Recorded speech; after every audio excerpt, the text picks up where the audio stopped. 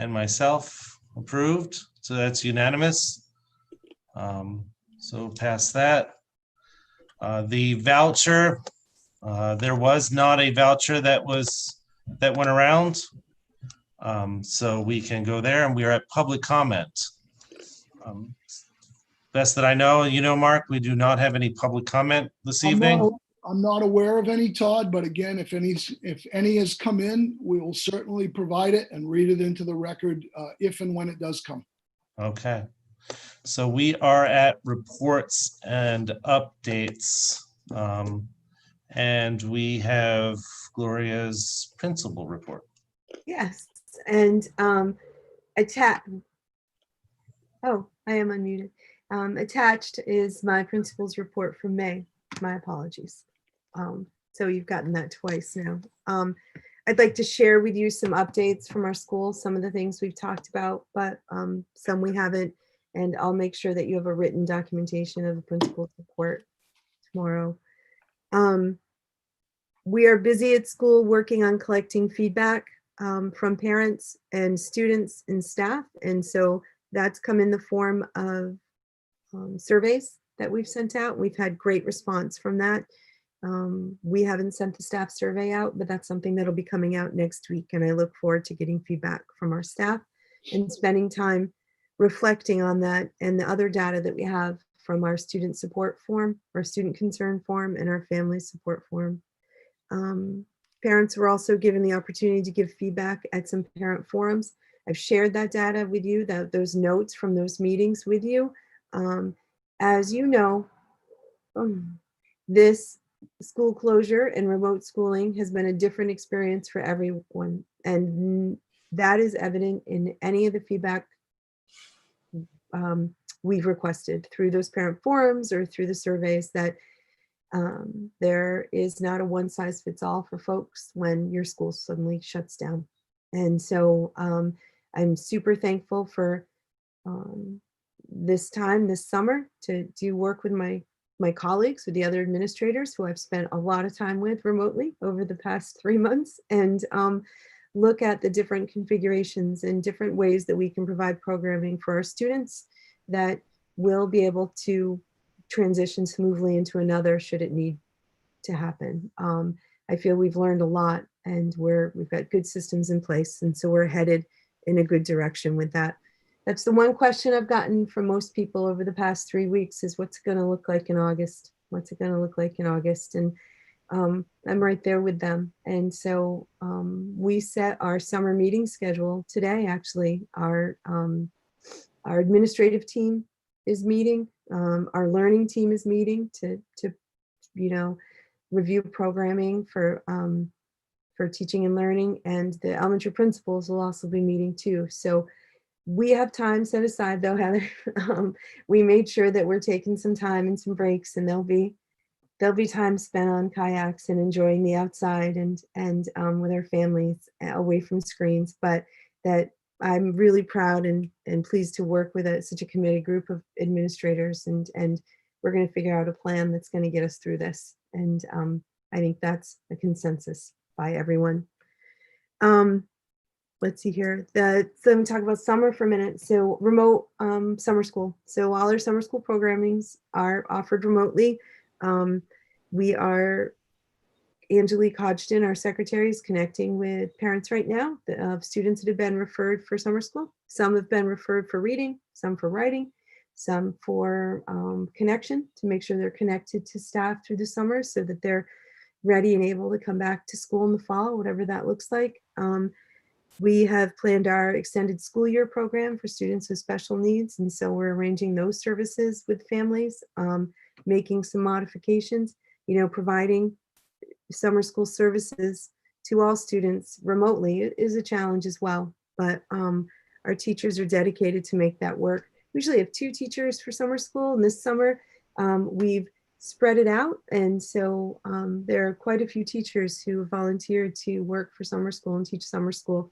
And I'm so thankful for that. And based on feedback we've gotten from students and from parents, we're really trying to have one point of contact with our with our students and with our families. And so there's one teacher communicating with each student and family. And so they're not getting it from lots of different ways because people are inundated with information and communications.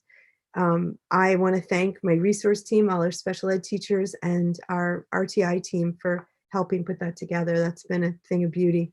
And then also this summer, we're offering enrichment programs, which is super exciting. So Julie's worked with the administrators and she's coordinating summer enrichment opportunities for students on the island. So teachers all over are submitting proposals right now for a wide range of activities for our kids.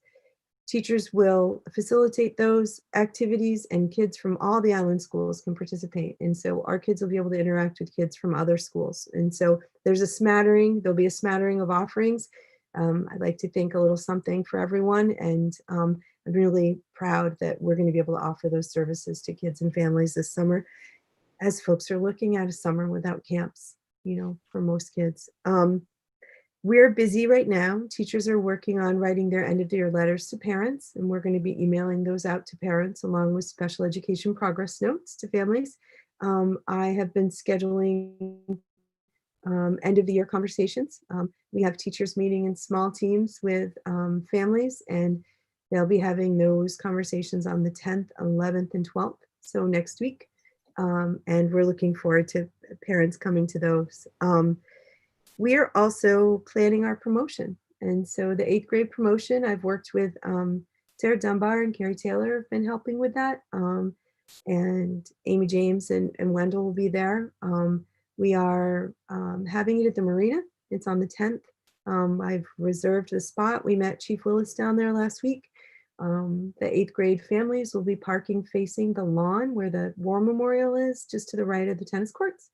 And we have the yard signs. I don't know if you've seen them, but the student signs are up at the school. We'll bring those down and we'll put them up so students will know where they're parking, or the parents will know where they're parking. And they'll be giving their, well, I can't give anything away. So, and we'll have their celebration and we're doing our best to make it so that it's memorable and special, but it is hard. And it is sad, and but we are making the best of it. And I really want to thank the town of Mount Desert for letting us have that space. Chief Willis is going to have some barricades down there that we can put just so people see that it'll be obvious. There'll be balloons and things down there, but we'll have some barricades there to keep folks, so folks know to not come in and use the parking lot. And we have, following all the safety protocols and social distancing protocols. So we've got a pretty good plan in place for that. And we're hiring for middle school math science position, and we're looking to have interviews hopefully at the beginning of next week.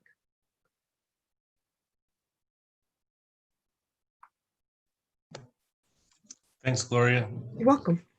Does anybody have any questions? No. So I will, Teresa.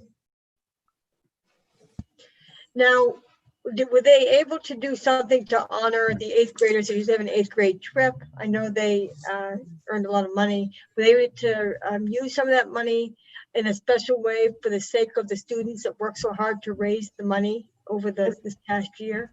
That's a great question, Teresa. So that money will follow the students to the high school. And so they'll have that money in their class fund, and that's happening with all the 8th grade. And it has been brought up quite a few times at administrative meetings about, you know, we can't plan too far in advance, you know, when it is possible, if it is possible for a combined trip or something, you know, there will be an opportunity for some celebration. And yes, some of the money has been used for planning their promotion, and all of the 8th graders were given MDES class of 2020 sweatshirts with their names all over the back. And that was a surprise. They had to come to food pickup the other day. And so that's something that we surprised the 8th graders with. But no, it's their money. You know, traditionally the 8th graders do leave some as a gift to the 7th grade class to start their fundraising off. But yeah, so right now it's a possibility. And yeah, and yeah.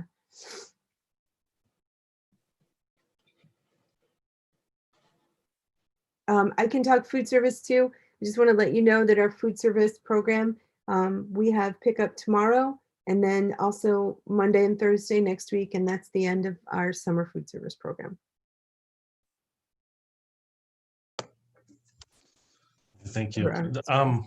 I guess I wanted to just go back for a moment and say that I was able to participate in one of the meetings that was offered with Tara and Andrea and Wanda, and it was a very good idea. It was very helpful just to talk to them and express what I've learned and what worked and didn't work for us. But just as important, I got to hear from some others, and it helped me with some perspective that I didn't have about how others dealt with what went on and what worked for them and worked well and didn't work well. So that was a wise time use there of Tara and Andrea, and hopefully you had many participants in that. So that was really well done. Thanks for doing that. Thanks, Todd. I'm so proud of the wellness team and the support that they've given for all families. And it's clear too, you'll read through the info that I sent you. You know, that's something that parents have asked for, you know, some little classes on Google Classroom, things like that, some tech support and some more parent meetings. And so, you know, I know our future is unknown, but I do know one thing, that I want parents to feel informed and communicated with, and that we have those opportunities to share with them what they need. And so I look forward to having more of that. Those are so valuable. I'm glad that you came. Yeah. So thank you for taking the time and creating the time for them to be able to hold those meetings. Yeah. So if we don't have any other questions, our next update is on regarding the end of the year and summer programming. I know you talked about a little bit, but was there anything else that you wanted to add to that, Gloria?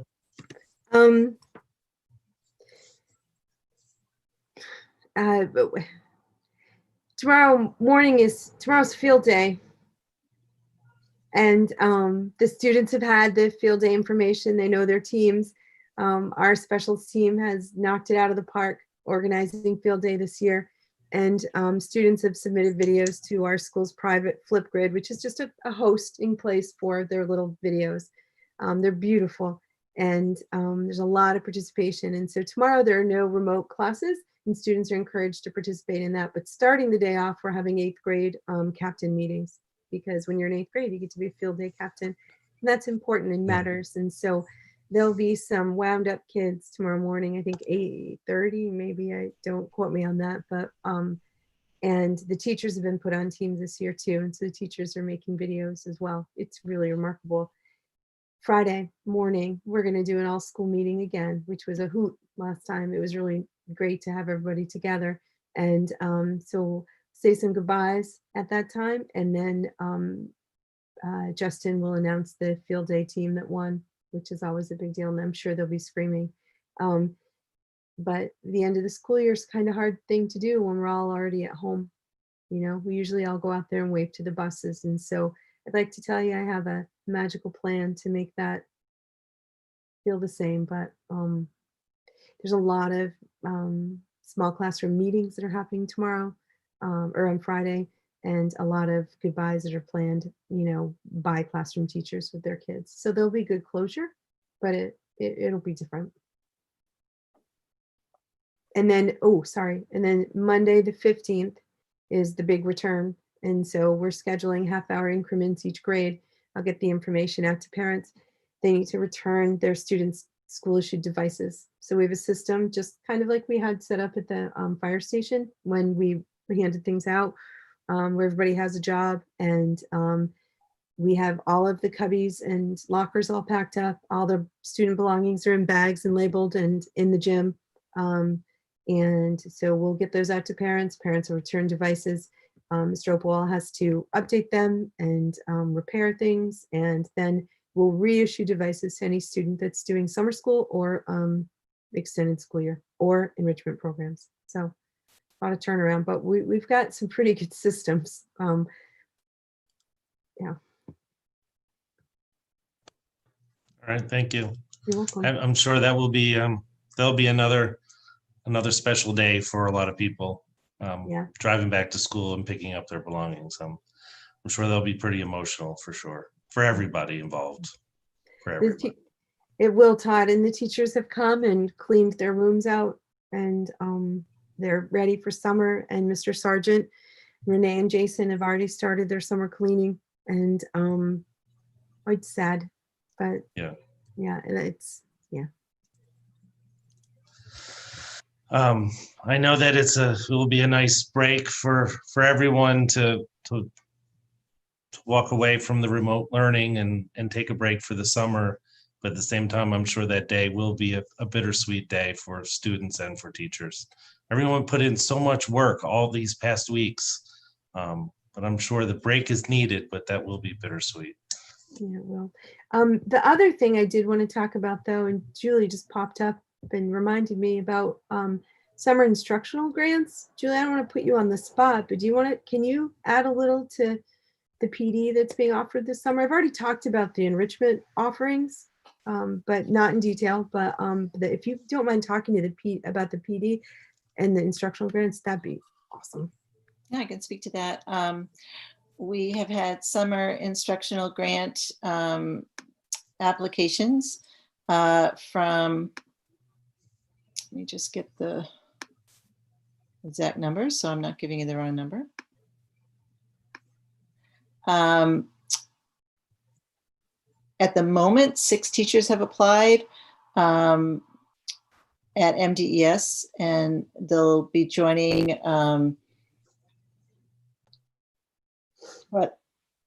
almost 70 teachers district-wide who have asked for instructional grants to specifically work on how they're going to redesign instruction with either a hybrid model, or knowing that unfortunately the reality is we could end up going to some kind of a remote model again if there's a second wave of this, but also really thinking about a lot of the things that they noticed about what things encouraged engagement and what things maybe didn't. And so they're going to be working on a variety of different projects, and I'm excited to work with them and to support them on that. So I don't know what else you want me to say about that, but there are a lot of teachers who will be working on a lot of different projects, everything from expeditionary learning, solutionary kinds of projects, so that kids will be more engaged and have more ownership, social emotional learning and advisory explorations, and then really thinking about how to make their lessons more interactive.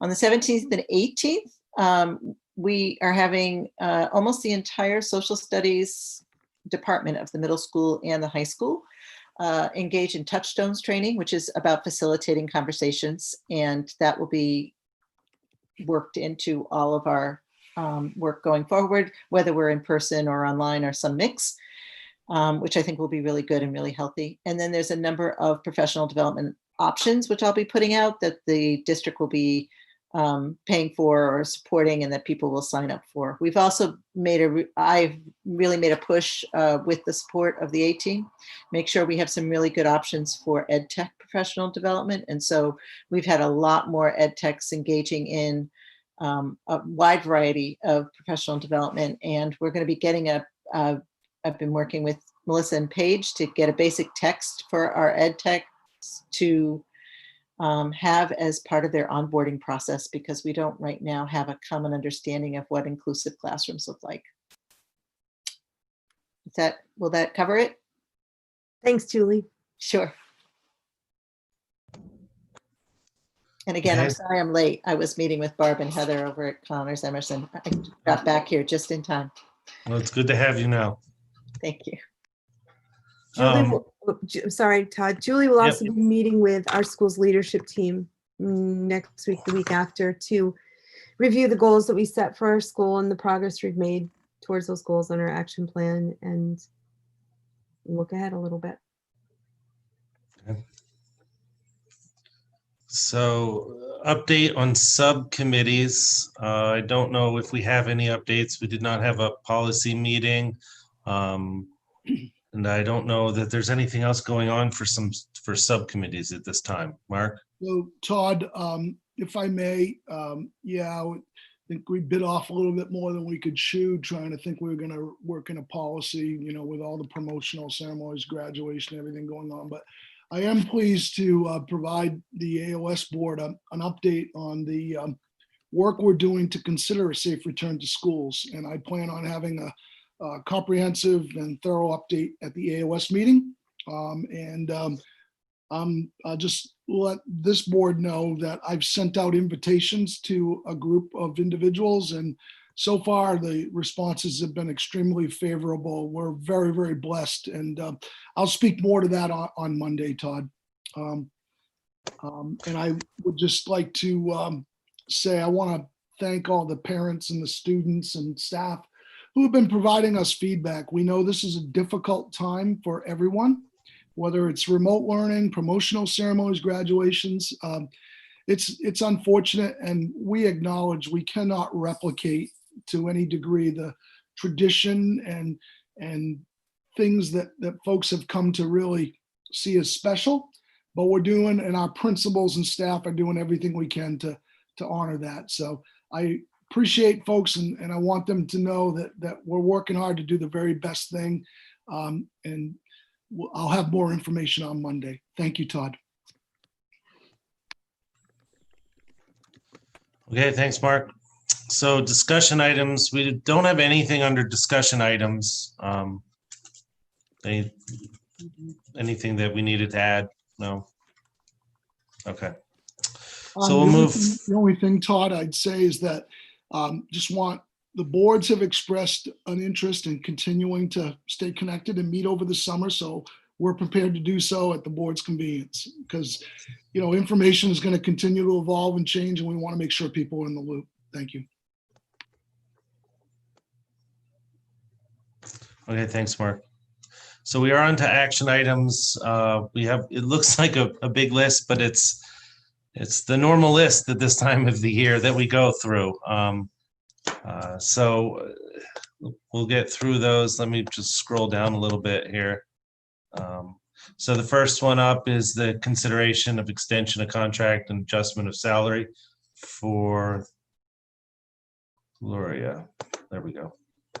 I move to approve the extension of Gloria's contract through 2022, 2023 for a salary of $99,520. I will second that. Kate, you're on mute. Oh. Sorry, I thought my space bar would work. Mark?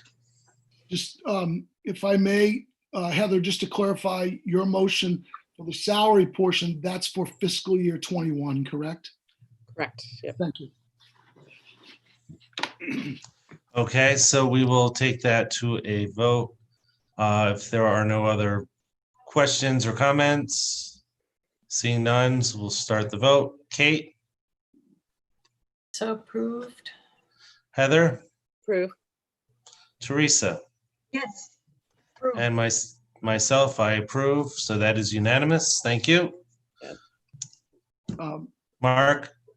Congratulations, Gloria. We're very proud of you, and we're honored to have you as our principal. Nice job. Thank you, Gloria. Thank you. The second action item we have is authorization for superintendent to apply for and receive state and federal funds.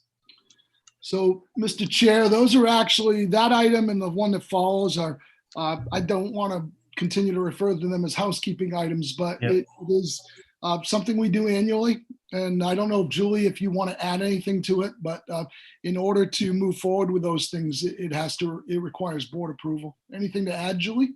No, just it's really important that it's on the agenda and that it gets voted by each school to ratify the process, and the fact that Bar Harbor serves as the fiscal agent for our federal grants at the K-8 level.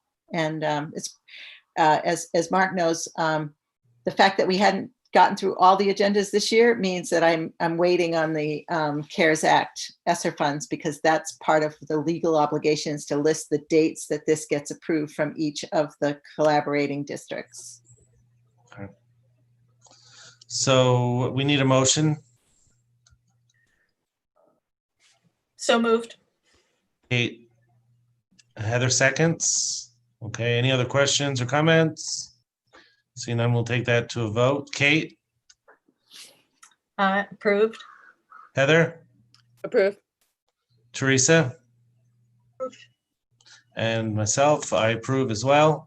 So that is unanimous. So if I may, the next item is, I don't want anybody to be alarmed. The only reason that we are recommending Bar Harbor to be the fiscal agent is, like everything else in the AOS, we normally do it 11 times. This is one of the golden opportunities where we get to do something singularly.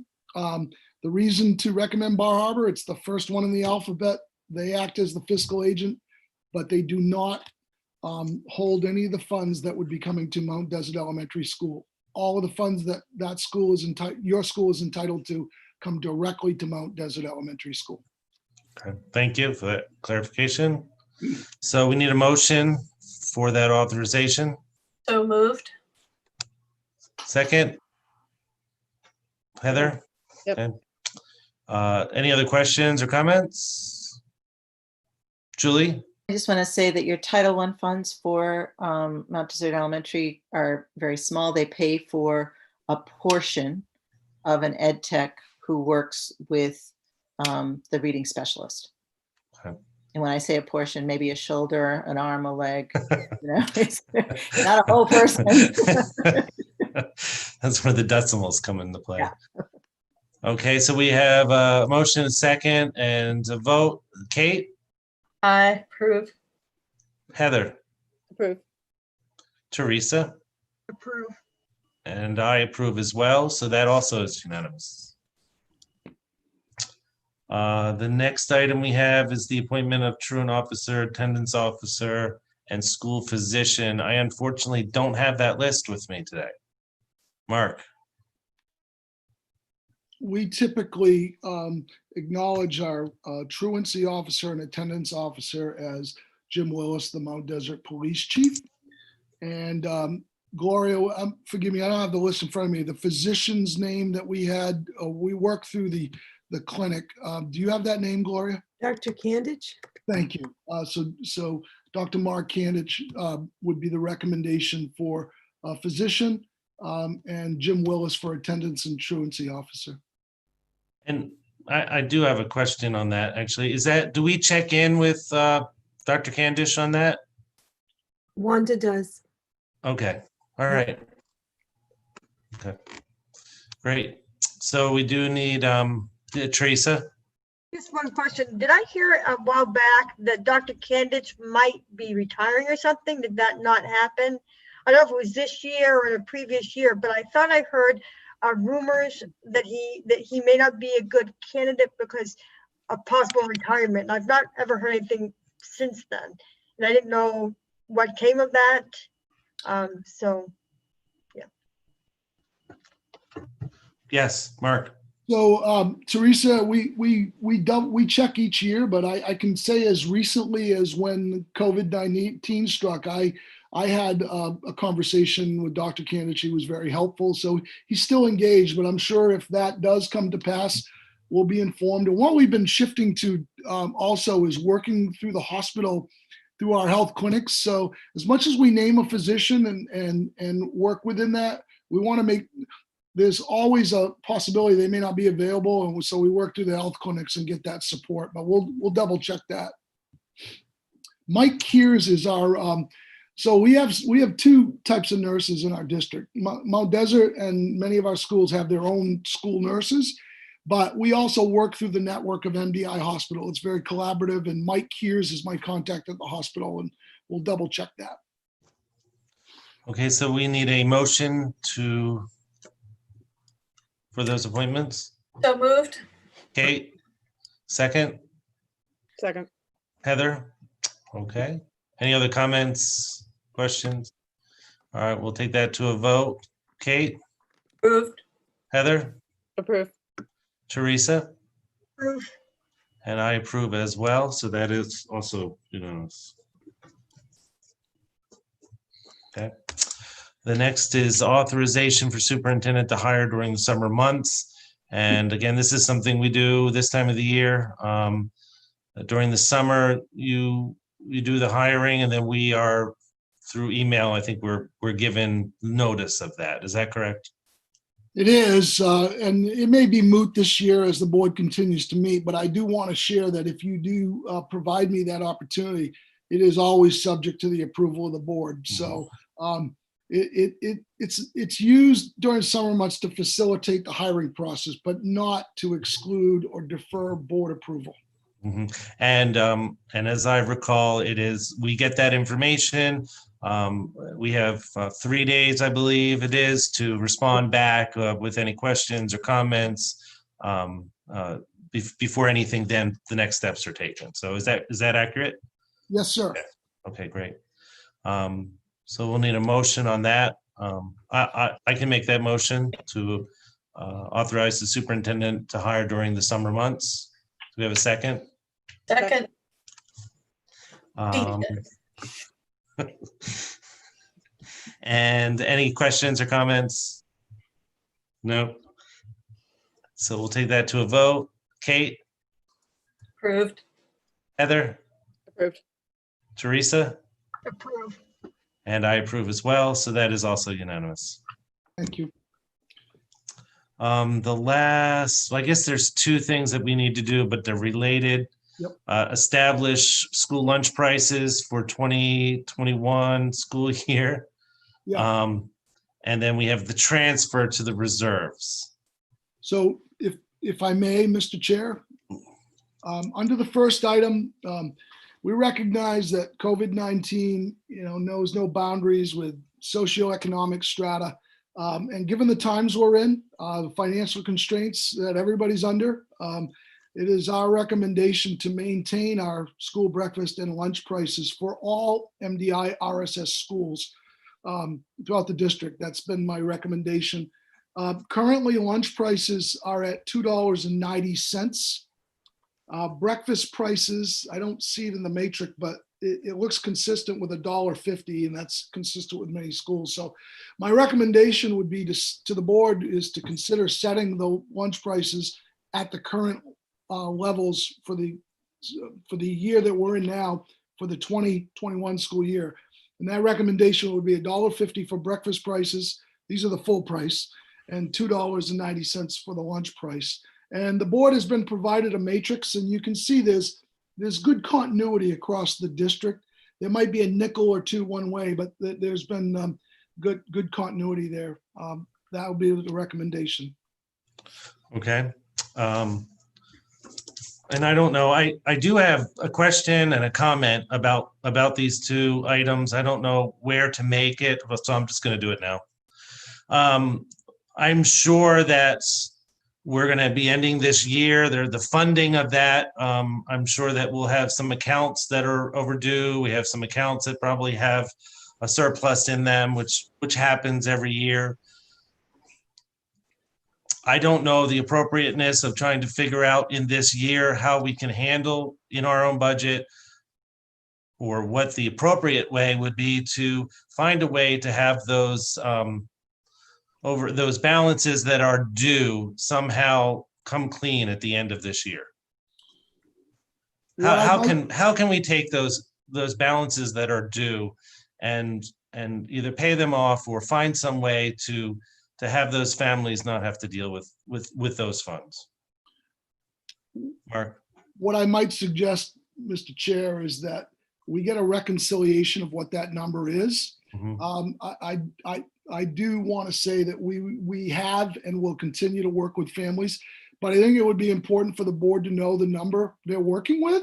Yep. We can work with Gloria and Nancy and Chef Emily to determine that number, and then we can bring forward the information to the board, and then the board can determine how they'd like to proceed. Okay. All right. Thank you I want to bring it up, but it would be interesting to work on. This is something that we've tried to work on multiple times in the past couple of years, and it seems that life gets in the way every time we start to make headway on this, on school lunches and food insecurities. And once again, COVID was an obstacle for us trying to solve that. So I just want to make sure that it's always on our list to talk about. Mark, It's a related issue, and I know you won't do it, but I want to give a shout out to you, Todd. You have personally been delivering food in van and been part of the backpack program. You and other board members, Jennifer Bonilla, and many, many, many others. So I just want to give a shout out to you. And I know that even though Gloria mentioned that, our food program may be coming to an end for this school year, the resources and the support we've had with the community, I'm confident will not end. So I want families to know that if there are folks in need, that we'll continue to be able to provide support or resources and connections to make sure that food insecurity is addressed. okay, thank you. So we do need a motion to establish those lunch prices for the 2021 school year. I Heather? move to approve the recommendation. I think it was $1.50 for breakfast and $2.90 for lunch for the 2021 school year. Okay. I'll Second. second that. Okay, Kate seconds it. Makes it easier on my list here. And if there's no other comments or questions, we will take that to a vote. My squares have changed. But Kate, Approved. Heather, Approve. Teresa, and I approve as well.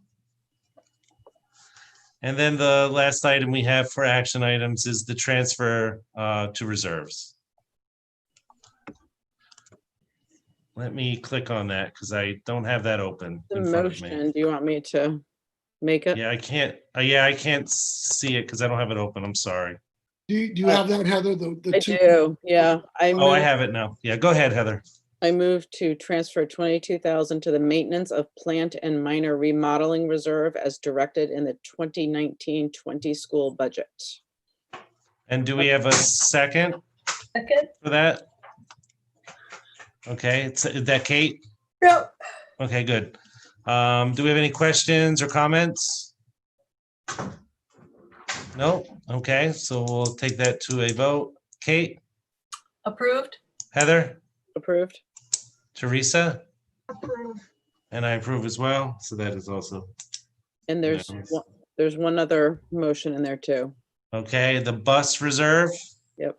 Yep, I move to transfer $8,049 to the bus reserve as directed by the 2019-20 school budget. Balance of school budget line was used to pay for bus lease per budget.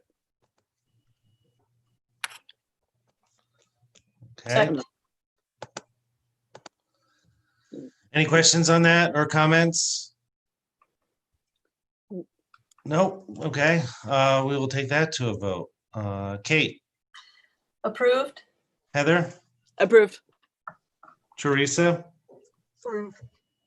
and I approve as well. That is unanimous. Okay. So we are down to other business.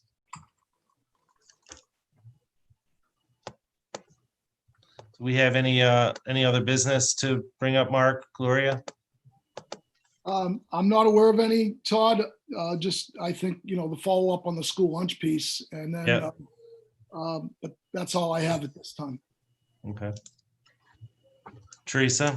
I just have a quick question. I know that the school board meetings are going to be continuing at the district level. Will they continue for the local level as well? Will we continue our meetings on Wednesday or just have the district meetings on those Mondays? Well, I believe that we are planning to have our regular meetings on the first Wednesday of every month. Okay, that's fine. I Um, just wasn't sure because sometimes we take a couple months off, but I Yeah. didn't know if it was just a district level or if we were. That's good. No, I believe that we should keep it in place. If we need to, we can always say, hey, don't have anything for the agenda at that time, and we can then reschedule that. But I believe we should keep it in place for the summer. It's an important summer. And there'll be lots of questions, and lots of actions that will be going on around. So I believe we should keep it in place. If anyone has any other thoughts, please let me I know. was just double checking. I thought that would be what the decision was, but I just hadn't heard anything. And I just want to just for clarification that that was actually still going to occur. Yep. Thanks. Future, okay, so that's other business. Public comment, again, we don't have public comment. Okay. Future agenda items, the school lunch, the lunches, I think we should keep on there. And obviously that we should be mindful that we may have other things that we need to get on an agenda with everything that is going to be in play this summer. So probably best to be mindful of that as we make those agendas. So our next meeting time, does anybody have anything? Does anyone else have anything for future agendas? No. Okay. Next time and date would be the first Wednesday, and that would be in July, which I don't know what that date would be, but July 1. First, I believe, if it's the first, yeah. it would be July 1. Yes, it would be July 1. So again, at the same time. The first day of the new fiscal year. Yes. Yeah. Yeah. Yay. All right. There we go. Let's spend all the money all at once. That would be a lot of fun. So we do have another executive session that we're about to enter into. Before we do, I wanted to again say that I'm very thankful that, Gloria, you did a great job. Our teachers did a great job through this. We have a few days left of school. I can only imagine the rest that is needed and the break that's needed for all of you, and for a lot of our families too. I appreciate it. I learned a lot about our school, about our kids during this time, and I'm appreciative of a lot of the hard work that went into it, and I'm sure that others are. So I want to vocalize that, and I'm glad that everyone's coming up to a break, at least for a little while. So thank you for all that work. You bet, Todd. Thank you so much for your support. And you're right. The teachers have gone above and beyond and worked so hard, and the parents have been so supportive, and never, there hasn't been a time where that partnership between families and the school, that the importance of that has shown through more than this. And, I really think, and I hear this from teachers, that we're going to come out of the other end of this, whenever that is, stronger and with a renewed appreciation and understanding. And so I'm really proud of our school and the work that it's done. And I know we have more to do, but I don't have the words for the future agenda item, but some reflections or some lessons. I'd love to, we're going to look at the data from our feedback and just from what we've done at our school. And I want to be able to share that with you succinctly, probably at our July meeting. Thank you. You bet. Again, thank you.